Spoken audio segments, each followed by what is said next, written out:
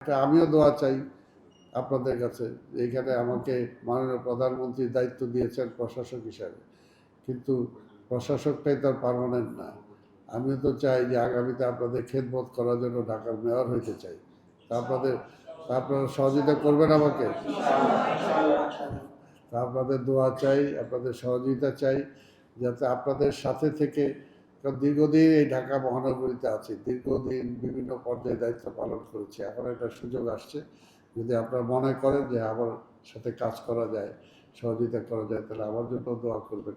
আমার তো আপনাদের ইসলামিক জ্ঞান ততটুকু আমার নাই, কিন্তু যতটুকু আছে, যে আমার ধর্ম তো বলে যে পরিচ্ছন্ন থাকার জন্য সব সময়।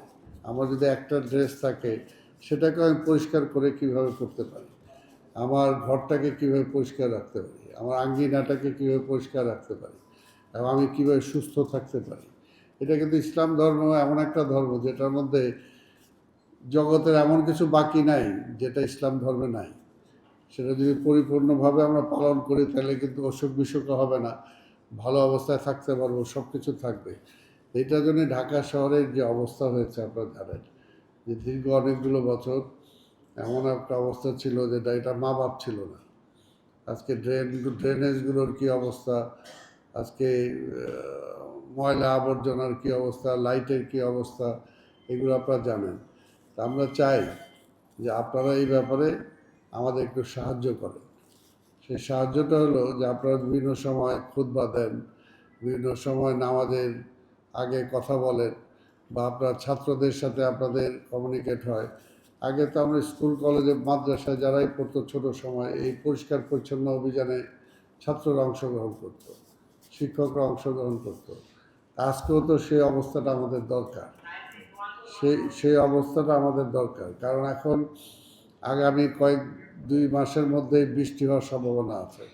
এই যে মাঝখানে যে সময়টা আছে, এই সময়টা যদি আমরা ড্রেনেজগুলো আমরাই সিটি কর্পোরেশন পরিষ্কার করব, আপনারা যদি একটু পরিষ্কার করার পরে সেখানে আবর্জনা যাতে না ফেলে, সেখানে যাতে পলিথিন একটা, আপনারা দেখেন যারা ওই অঞ্চলের মানুষ আছেন, যেখানে নর্দমাগুলো বা ড্রেনগুলো বা খালগুলো আছে, শুধু পলিথিন দিয়ে পলিথিন, এই পলিথিনটা কারা ফেলে?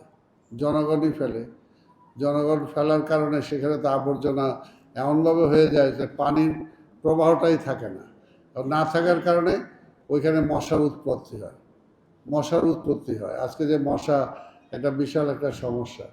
এই কারণেই এই সমস্ত সমস্যাগুলোর ব্যাপারে আপনাদের সহযোগিতা আমরা চাই, যে আপনাদের সহযোগিতায় যাতে আমরা অন্তত সমাজ উপকৃত হোক। যেন একটা মশা কামড়াকে তো আমরা চাই না।